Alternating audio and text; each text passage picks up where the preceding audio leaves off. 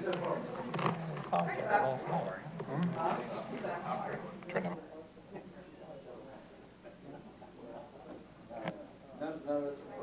right, we'll begin our committee meeting momentarily.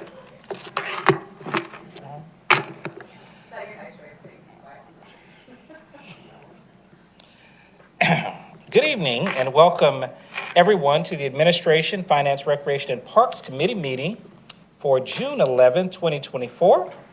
Our elected body present: Councilmember Christine Hall, Councilmember Alan Sells, Councilmember David Johnson, Councilmember Sarah Beeson, Councilmember G. Lee Hills, Councilmember William Morthland. I'm Randy Knighton, the City Administrator, joined by David Davidson, City Attorney, and Michelle Miller, Executive Assistant to the Council. The purpose of committee meetings are for city departments to convey information to the Mayor and City Council and discuss initiatives listed on the published agenda, as well as provide updates of vital information essential to the operation of city government. And by ordinance, the committee consists of the Mayor and Council as well as the City Administrator, and the City Administrator serves as chair of the committee meetings. This is a public meeting, but not a public hearing. Therefore, while members of the public are certainly welcome to join us, public comments or questions are taken on second and fourth Monday each month at the regular City Council meetings at 7:00 p.m. and also the fifth Monday in open forum. We do encourage residents to reach out to our city staff and team members if you have any questions or need information. And also, we ask you to access the city web service portal to report any issues of concerns. And as always, please access Roswell365.com for a calendar of events. The first item on the agenda is the approval of the minutes for the Administration, Finance, and Recreation Committee meeting for May 14th, 2024. We'll entertain a motion. Motion by Councilmember Beeson, second by Councilmember Johnson. Further discussion? Seeing none, all in favor? That passes unanimously. Thank you very much. Item number 2 is listed on the agenda under Administration. Consideration of a resolution to establish a district to be known as the Crabapple Road Restaurant District and for other purposes. Deputy City Administrator Jeff Leatherman. Thank you, sir. Mayor, Council, before you, you have a recommendation to establish the Crabapple Road Restaurant District. We have a similar district along Canton Street, which essentially allows for carry-out purposes, alcohol beverages for various restaurants or other establishments within that district, for somebody to be able to purchase an alcoholic beverage and be able to carry it out the front doors, whether they be able to walk down the sidewalk or perhaps use it in a front yard or in a play area, which you'll see in this project. We are recommending moving this project forward. To be specific, this is Crabapple Road and Crossville Road. This map goes in conjunction with the resolution that you have in your packet, and this would be the established district where anybody or any businesses inside of the blue area would essentially qualify for the permissions in the resolution for this district. So we have a development that I'll go over just briefly because the council has been informed, but the public may not understand or know what's happening here in this space. But we have an exciting development that recently went to the Design Review Board. These are a couple of the actions that the Design Review Board took and established for the project. There's a handful of conditions, 1 through 8, I believe, on the next page for this project. I won't go over all of those conditions, but this is the existing project located there on the intersection of Crabapple Road and 92. You see the large buildings at the top, an old kind of business park building. We have a developer that is desiring to modify this building into more of a restaurant-style district that will be a combination of commercial properties, restaurant properties, and some businesses on the second floor. This is a modified layout of the existing structure. You can see from this picture, if you look at the very top, right now the courtyard in the center of these buildings is currently a parking lot. That would be modified to a grass area. It would actually be a turf area in the center that would allow people who are potentially going to the coffee shop or some of the restaurants to be able to walk out the front door and perhaps enjoy an alcoholic beverage throughout this property. I'll give you a couple more screenshots of this project. Again, this has already gone through the design review board and will be pushed forward from a development perspective here, I would say, in the coming months, which is also very exciting. I'm going back a couple of pages, can answer any questions. Again, that'll give you an idea of the modification that is being proposed and has been approved by the design review board already. The action tonight is just the resolution surrounding the restaurant district for this property in particular. And I'll go back to the map just so that you can see it. As you can see, it is the cluster of parcels there between Crabapple Road and Crossville Road, as well as there's I'll call it almost all vacant lot, which is 10901. There's a single-family residential house on top of that property right now that is also being proposed for a future redevelopment project. That is the extent of the background on this item. Happy to answer any questions, and we're recommending to move this item forward to your next council meeting. All right, thank you, Mr. Leatherman. Council Member Hills. Thank you. Just for clarification and for those listening, Cross Point Church that's, I don't know, I can't read the number there, but that's on Crossville Road, that everything's been taken into consideration as far as distance for an alcohol area, alcohol carry area in that church, correct? That is that is something that will come up when they apply for their license, and they'll have to get a survey showing that they meet all the distance requirements. Okay, thank you. Council Member Beeson. What's going to be the level of distinction and enforceability between this district and the adjacent 10971 where there's currently a liquor store? Go ahead. Sorry. So the whole point of the district is it just allows a restaurant to allow somebody to walk out with a drink in a cup. It still does not allow somebody to drink, at the package store. You can't break the package and drink at the liquor store.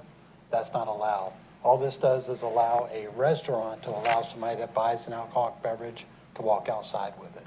Are we going to be having signage that's very clear in that distinction? Because as someone who runs an office in the historic district, I get mini bottles from the corner store quite often that I get to pick up on my property.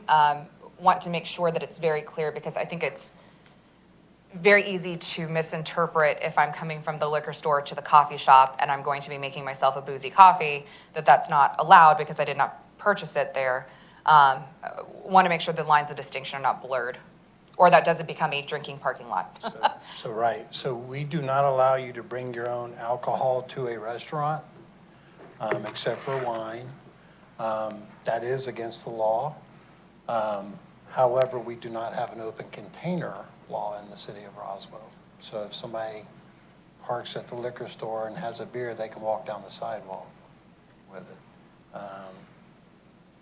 So there's a distinction between bringing alcohol from the liquor store to the restaurant. That's not allowed, right? But if somebody's just walking on the sidewalk, they can do that. Got it. So that will be enforceable by PD, I assume? Yes. And will there be any signage that indicates between that dividing parcel line that you can keep alcohol on this side, but it only goes one way within that district? And that liquor store is not inclusive of that district? So they could walk on the sidewalk in this district from the liquor store and open their bottle. Okay. Right, So it still would be inclusive of that? right. Y'all are outlining my Saturday plans when this place opens. I'm joking, by the way. All right.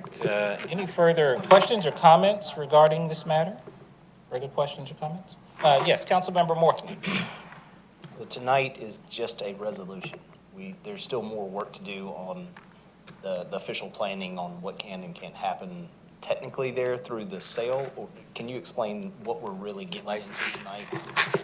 Yeah, so all you're doing tonight is if they do get an alcohol license for a restaurant or a coffee shop that has alcohol sales, they'll be able to buy it inside and walk outside to the courtyard area and drink their drink in the courtyard area. That's basically all this is allowing. If they don't meet the distance requirements from the church or from a school or anything else, then they won't get an alcohol license at all. Councilmember Hall. So to clarify, we have this Cary district around the Canton area, and families go to Gate City, the backside of Gate City, and will buy a beer and take it outside and play cornhole and things like that. And is that something similar that'll be, That's because the they're gonna. exact same thing. Okay, so they're gonna have like a little miniature green area and family area, Correct. cornhole, things like that. So you'll be able to take your cocktail, beer, wine outside and do those activities in Correct. that area. Okay, thank you. Councilmember Sells. Thank you, Mr. Knighton. Since we don't know if they're going to actually get their liquor license, would it be advisable to sunset this in the event that they do not? Because I don't see the point of keeping this changed if you can't get a liquor license here. So I can just tell you how it's measured. My guess is they're going to meet the requirement because you go from the front door of the establishment straight out to the nearest sidewalk, then around to the front door of the church. So I'm pretty sure they're going to be more than 100. Let me yards ask it away. differently. So let's just say that they don't go forward with the plan. Is this a permanent change we want to leave on the books forever in the event that this doesn't come to fruition there? So this is simply a resolution. You can change it at any time. Okay, fair enough. Thank you. Any further questions or comments? All right, seeing none, we'll entertain a motion to move this item forward. Motion to move it forward. Motion by Councilmember Hills, second by Councilmember Sells. Any further discussion? Seeing none, all in favor? All right, that passes unanimously. Thank you very much. All right. Item number 3, listed under Finance, consideration of a resolution for the FY 2024 end-of-year budget amendment. Ms. Lynn Williams?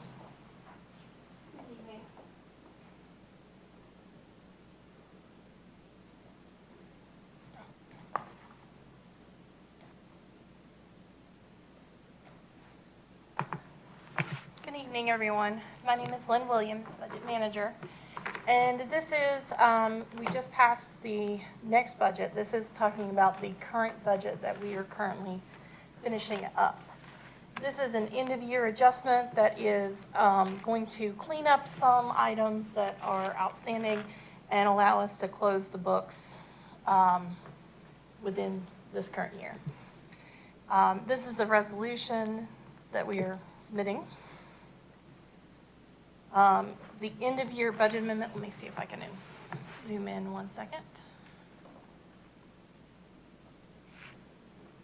So in general fund here, I'm looking at the sales tax revenue is coming a slight bit under. We're looking to reduce the budget on the sales tax revenue by $400,000 and increase the additional interest revenue by $377,000. On the next line, I have property tax revenues that are based on the millage rate adjustment and on the state homeowners grant that was allowed for the homestead exemption this year. That did change what our property tax revenue from individuals was at. For the next two, electric franchise fees came in over what we had budgeted, so I'd like to recognize that $162,000. In insurance premium tax, that revenue came in $534,000 more than we had budgeted. The state homeowner tax grant, that was the one that allowed the homestead exemption. And then false alarm fees revenue. I'd like to recognize $122,000 that we collected above revenue budget. So all of those net to zero in that top little section. Is there any question on general fund revenues before I move on? All right, so on the next three, I cannot do transfers that cross departments without council action. So I'm asking to do internal transfers using some salary savings. I know we've had quite a few positions in finance and in ComDevs that have been open through most of the year. So we'd like to do some transfers to increase the budget for external legal fees and for professional services appraisals that we did this year. On the next item, recognize donations. So these were donations. There was one of 5,000 for helmets and one for 1,500 that they were able to use for, I believe, food for the firefighters. So we'd like to recognize the revenue and expense of those donations.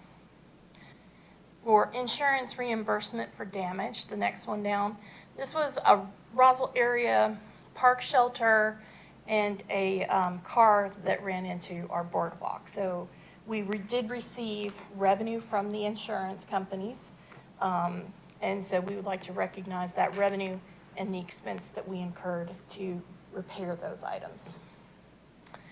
On the training and equipment purchase using school zone fines, this is $20,000 that they would like to use for, they use this for command college for the police department, for their command staff to educate them, and also for, I believe, it's either vests or helmets, some other equipment. It's not a lot of equipment at 20 though. For the other funds, I've got in capital projects funds, this is the vehicle lease program. This is an auditing adjustment for the leases to recognize the life of the lease, recognize the full cost of the vehicle, and I would like to recognize that at this time. The next one down is the VEST grant. Y'all just did one for the 2024 award, but the 2023 was brought to council as a apply grant and was not ever accepted, so I want to go ahead and budget for that. And then on the group benefits fund, we do have a stop loss reimbursement. So if a particular group health benefit cost goes over a certain amount, we can get co-insurance and they reimburse us for the amounts that are above a certain threshold. Is this the premium or is this the coverage? Is this essentially the coverage? This is the coverage. So they've reimbursed us for expenses that we had. So those are all of the end of year budget amendments. And then we would just like to have it on the June 24th council. All right, thank you, Ms. Williams. Any questions, comments from Ms. Williams? Yes, Councilmember Beeson? Admin line item for $35,000 for increased funding for professional services of appraisals. Is that real estate appraisals? Yes? Yes. Okay. And follow-up question, is there going to be a line item or is that going to be coming from an established line item for a comprehensive pay study? That's actually, the comprehensive pay study is out of the 2024A, the current year budget. We're able to find the funds available for that through professional services, I believe, by the city administrative professional services for that $50,000. That's what I was looking for, was professional services. I saw appraisals. I wasn't sure if that was appraisals of salaries or if it was appraisals of real estate. yeah. But you said that that was existing and as a line item. Correct. Understood. Thank you. Councilmember Morthland. The recognized state homeowner grant, just so I'm aware, you were saying this is a homestead piece. This is a one-time, or this is a continual, year after year after year, we can count on that? That's a One one-time. time from the governor. Yeah. Okay. All right, thank you. Further comments or questions? All righty, we'll entertain a motion to move this item forward. Motion to move this item forward. Motion by Councilmember Hall, second by Councilmember Johnson. Any further discussion? All right, seeing none, all in favor? All right, that passes unanimously. Thank you very much, and that does, we'll note that under Recreation and Parks, there are no action items, and that does conclude the agenda for the Administration and Finance and Recreation and Parks Committee meeting for June 11th, 2024. We'll entertain a motion of adjournment. Motion by Councilmember Beeson, second by Councilmember Johnson. All in favor? Thank you very much. We are adjourned. Cut off. All right. We've got a bit of an interim an interim celebration here. Just a moment.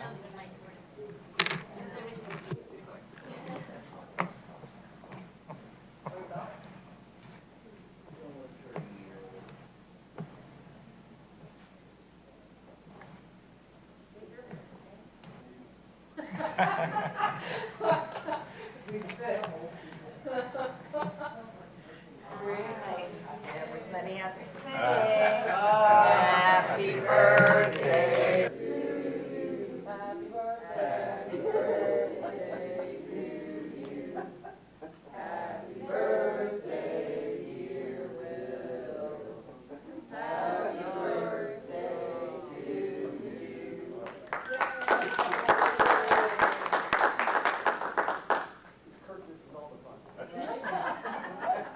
Chief is really afraid of putting all the candles on there. I brought 2 people with me. He came prepared. That's overtime right there. We got one for each decade there. You're 30, right? We're hanging in there. All right, make a wish. We can get out of here in 5 minutes. I can do that. Now that's not happening. Oh, look at your, yay. All right, everybody gets a party. Slow down with your mask. Well, thank you. Happy birthday. Happy birthday, bro. Yeah. Pass it around to the peanut gallery. You're awesome.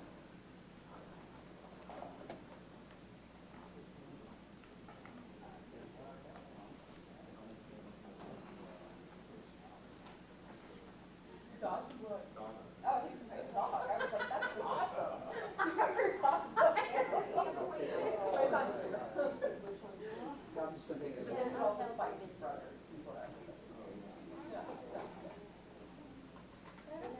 Copper color what? Yeah. Summer color. I need one to help me with this. Oh, that's scraper.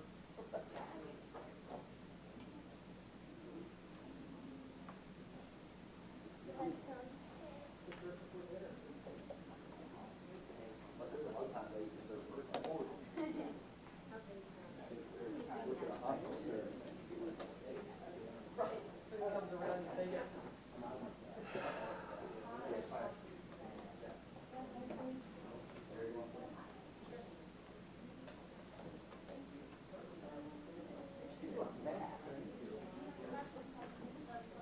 I'm coming.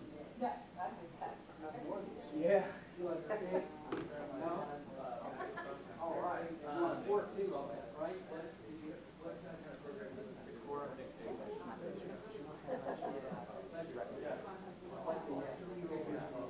Oh, my God.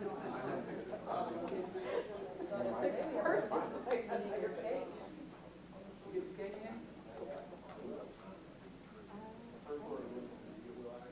Yeah. It's gonna have to sing with something over string sweet, and a handkerchief over his head, you know. They all left. You don't want any cake? Mom? Steve? Oh, here you go. $20, that's one cake.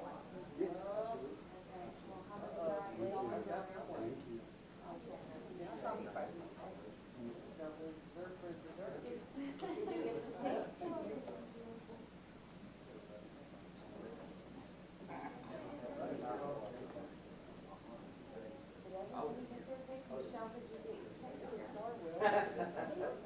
You're a big boy. Yes. Mel, would you like some cake? You don't want any cake? I'm fine. It was just super awkward.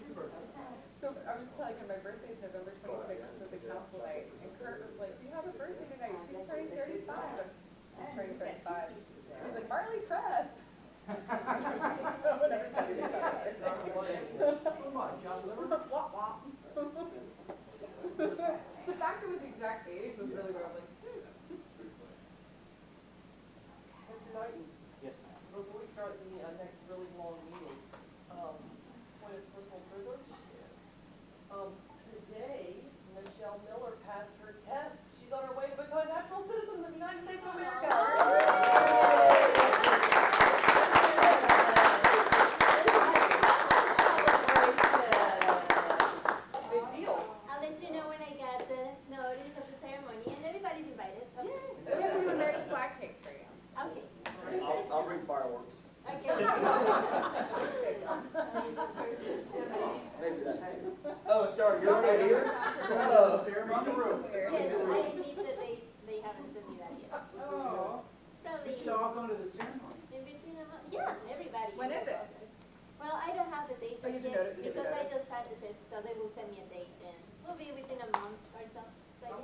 I've never been to one of those, I'd love to do that. Yeah, I'll let you go.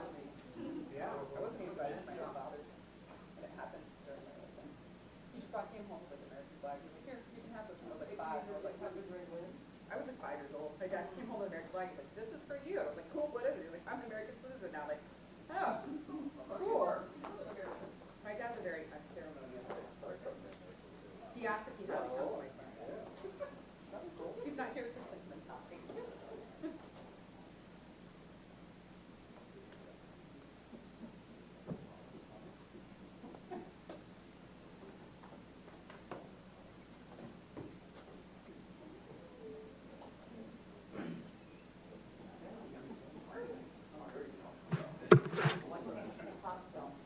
Costco, I love Costco. Everybody here, single malt scotch, pick up the case. But you gotta touch your face with Janet. It's gonna be like, hey. I'm actually talking.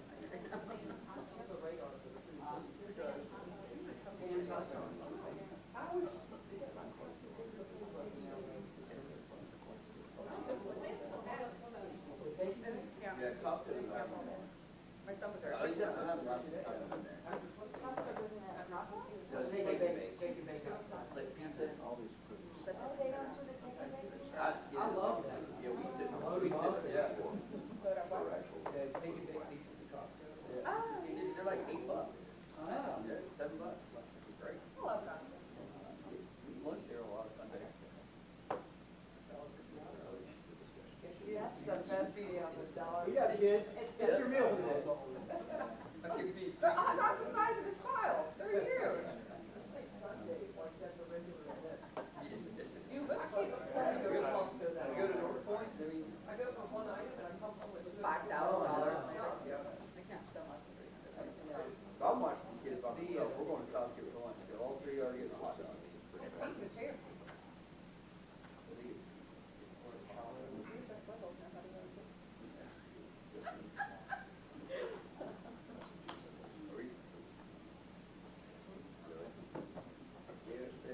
What?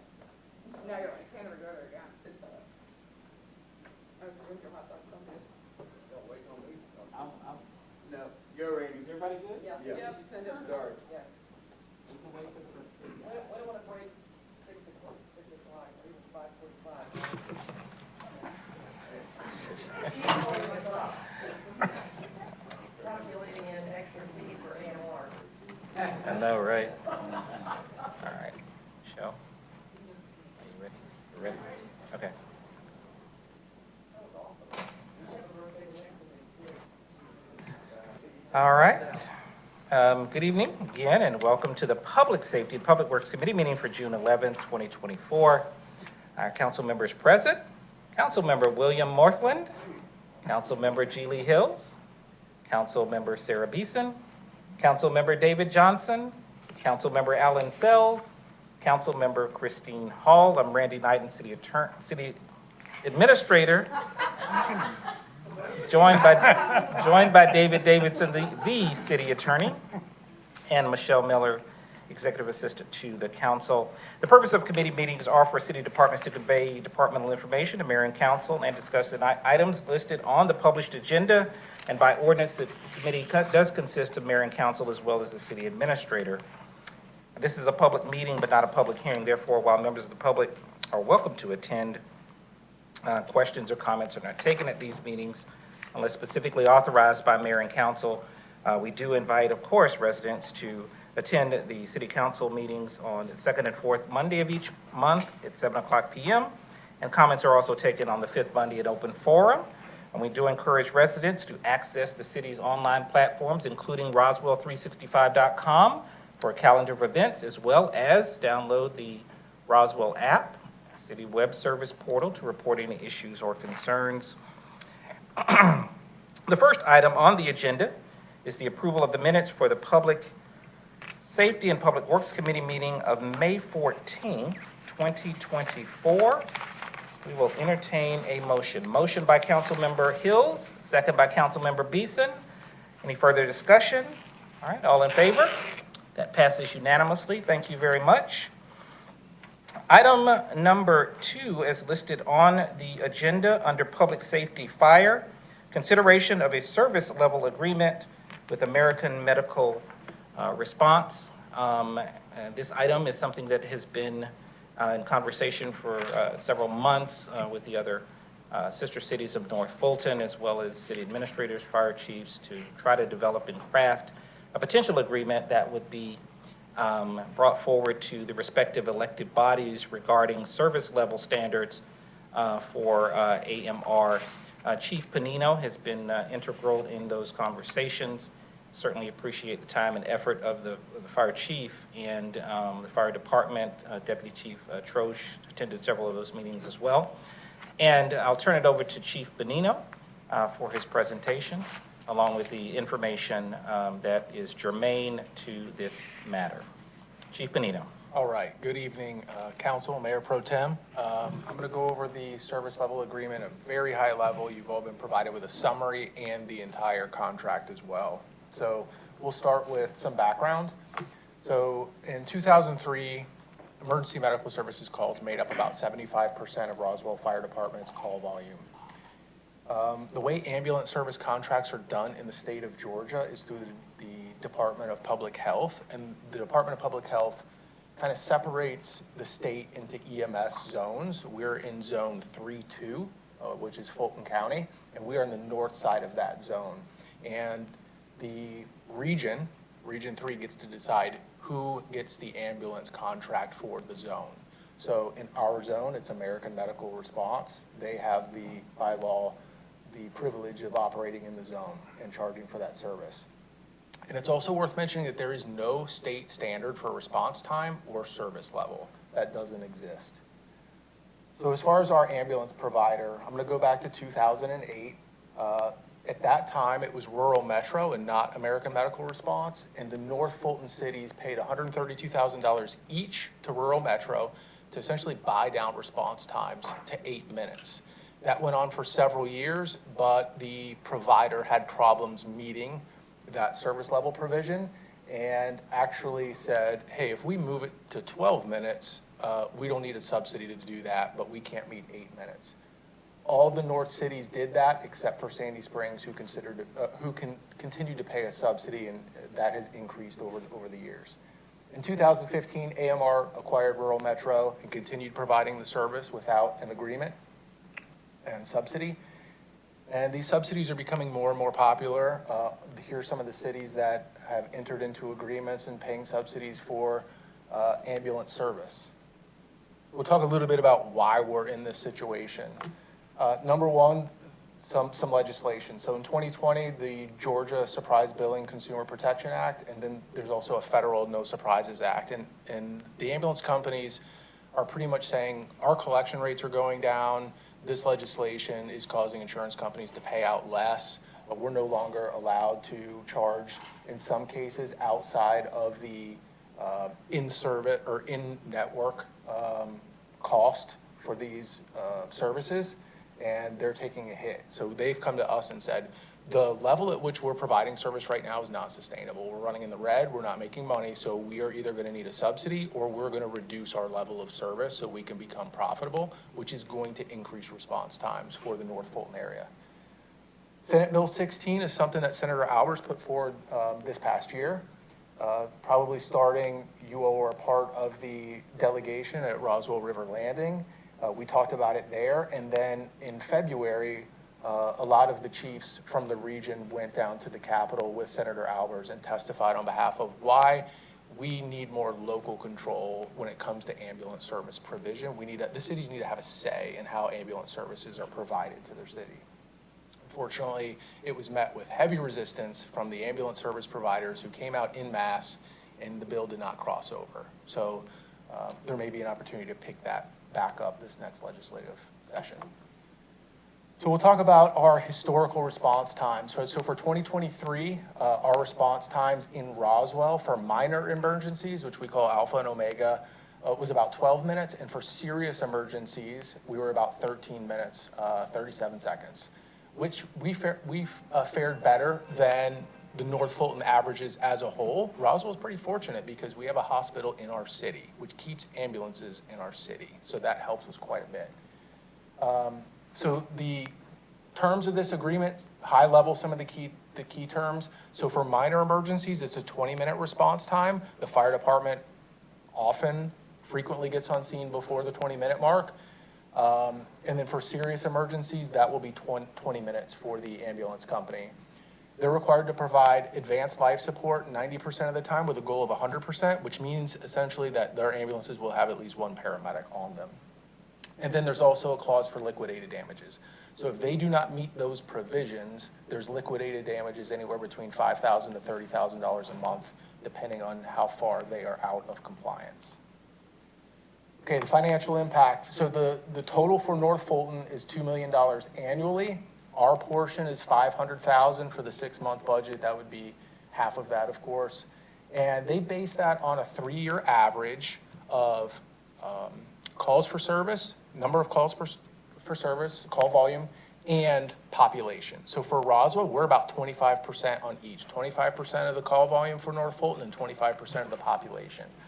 So we have about 25% of the cost. The funding source is going to be the 2024A General Fund operating budget. And then there's also some caps in there to make sure that the ambulance provider can't go up by more than 3%, and that's based on CPI and the employment cost index. And there's a formula in the contract for that. So next steps, Alpharetta and Sandy Springs has already taken this to their council, the same agreement, and has approved it.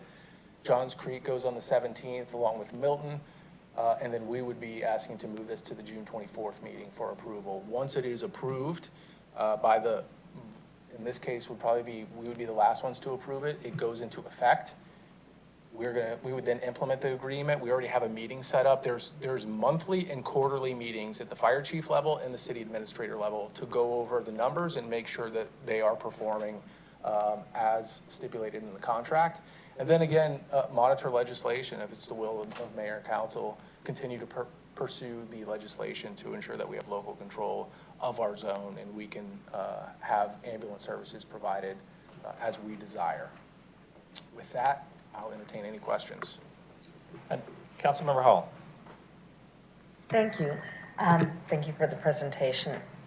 And just for my education and perhaps those listening, when we get a 911 call or there's a call for help, the fire department is the first to basically come to the scene, is that correct? And then do you call the ambulance service, or how are the logistics of that? And what if somebody doesn't need to be transferred to the hospital? Does that count as a call, or if you do the triage? If Roswell does the triage, does that count? How does that work? So ambulance company is notified by our dispatch. So basically we say for any of these types of calls, send it to AMR and have them send an ambulance automatically. We don't request, it's automatically done. As far as response times, Roswell Fire Department's response times at the 90th percentile is about 8.5 minutes. So most of the time we're on scene first. We get there, we can stabilize the patient, treat the patient, and then transfer the patient to AMR so we can go available for the next 911 call. If it's a serious enough call or the ambulance provider needs help, our paramedic will ride in with them to the hospital to provide assistance. If they are not transported to the hospital, we can take a refusal on scene and cancel the ambulance. Even if the ambulance is on scene, if they don't ride to the hospital with the ambulance, there's no fee. The patient's not charged. However, when an ambulance is dispatched, that does count as a call for the ambulance. It would be included in that total. Just to follow up, so the patient is paying for the ambulance service as well as we're supplementing that payment for the ambulance service, basically to kind of ensure that they're getting there between 12 and 13 minutes. Correct. Thank you. Yep. Thank you, Councilmember Hall. Councilmember Johnson. For the liquidated damages, let's say they're out of, the response time's too high for Roswell. They pay the $15,000 a month or whatever it is. does that go to all the cities or does that just come to Roswell? So the liquidated damages are paid out on response time performance at the system as a whole. Okay. So it's not, if they don't meet for Roswell, they don't owe Roswell. It's when they are out of compliance for the system as a whole. The liquidated damage are paid back to the cities proportional to what our subsidy is. It's the same formula. Okay.